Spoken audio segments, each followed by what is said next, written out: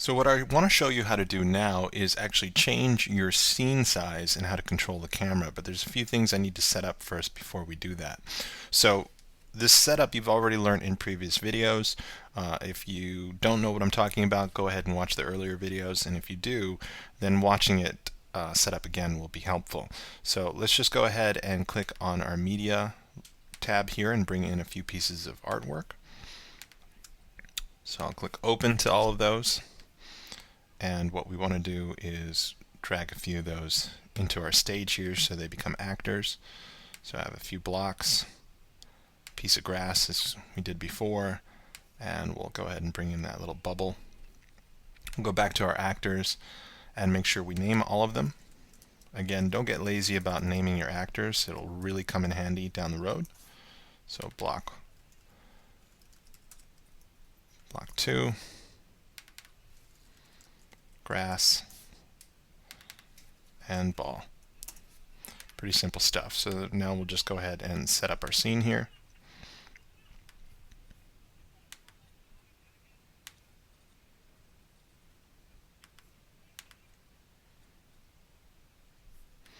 And what I'm going to do is take this first block and I'm going to make sure in graphics that it also has vertical and horizontal wrap set. So we'll switch that to tiled, vertical wrap also to tiled. That way I can grab this block and stretch it out in any direction that I want so it's tiled. For the grass, I'm going to go into the graphics for the grass, and we just need to make sure that we have the horizontal wrap set to tiled. And stretch that across here as well. And for this other block, we're also going to set up the horizontal and vertical wrap to be set to tiled. That way we can change its tile across the screen here, and it doesn't get distorted. So it looks like I dragged in all the actors in the right order so that everything is layered the way that I want it to be. But again, don't forget, if something is in front of another actor, you can of course go up to layout and switch it that way. Also, you can click on this layers tab right here, and if we open this up, you can see how all of my actors are layered in my scene. So for instance, if I wanted to bring the ball behind everything else, I could just drag it here, and then you notice that it's now behind this block. So if you kind of lose an actor that way, you can of course go in this layer tab, and then we can drag the ball back up to the top, which is where we want it to be. Okay, so we have our scene pretty much set up the way that we want, but what we want to do now is we want our scene to be larger than the default that we're working with. So for instance, if I were to just go ahead and hit the play or preview to simulate this, this is exactly what my entire game is going to look like. It's kind of small. So what I want to do is I want to click on this Scenes tab here in the attributes. And by default, the size of our scene is 480 pixels by 320. So what I want to do is increase the width. You can increase the height and width, but for this example, we're just going to go ahead and increase the width.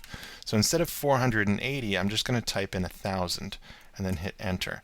And you can see that my scene pushed over to the right here. So we have kind of all this blank space here. What I want to do is get this ball to control the camera. And before we do that, we actually have to get the ball to have some movement to it. So let's again go back to our Actors tab. I'll click on the ball, and again I have the prototype area open, or the ball's brains open. And what we want to do is give it some simple rules and behaviors. So I'm going to click on a new rule, and what we want to do is assign a key.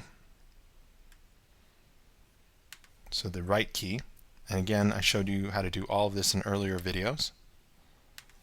So if you're a little lost, just back up to a few of the basic videos.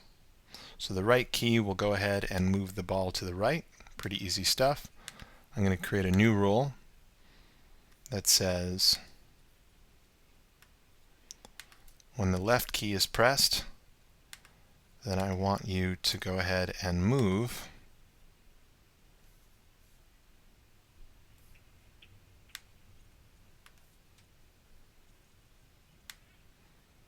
the ball to the left, which in this case, if I want to get it perfect, is 180 degrees. So let's go ahead and test that. So right key, left key, we get our ball to move back and forth. Now notice that my ball will go ahead and just move completely off screen. And this is where control camera comes into play. So let me back up. I'm actually going to put my ball kind of down on the ground here where it should be.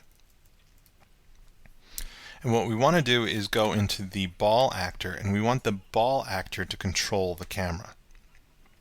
So all we need to do is go into our behaviors library and scroll down to where it says control camera and drag that into our ball actor's brain. So now watch what happens when I move the ball to the end of the screen here. It pushes the camera with it.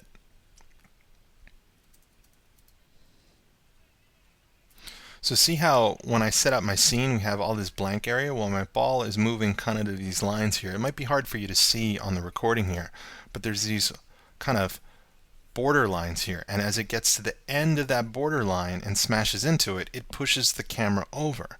So first things first, we can go ahead and fix our scene here so that it extends all the way, and that's again the benefit of tiling things. I can just quickly grab the handles on all of these things and tile them the way that I want. So our scene is complete, and we'll test that out real quick. So now our ball can move across until it gets to the end of the scene size that we created, and we can push the camera back and forth, back and forth. So really easy to do, and all we did again was drag inside our ball actor's head the control camera behavior to control the camera.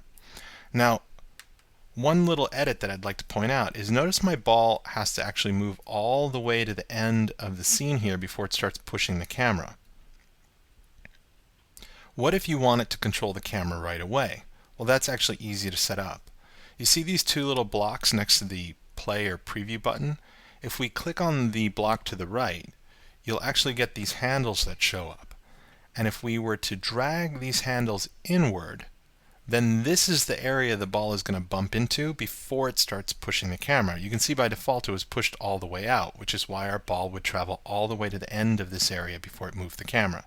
If we push this all the way in like this, and then click on the first block again, and then preview this, you can see when we move our ball, right away the camera is moving.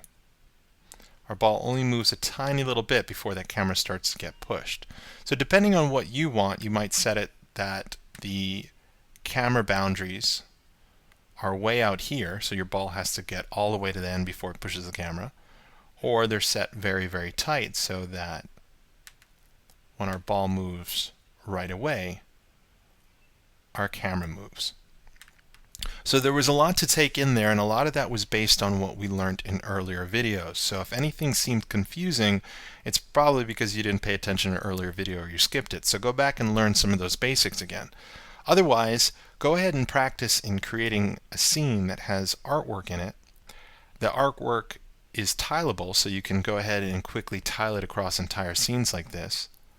Make sure you open your scene tab to go ahead and change your scene size. And then experiment with using the control camera behavior inside an actor like this ball, which has simple movement controls, to push the camera left and right across your scene. And you can see that you're already well on your way to building entire game worlds.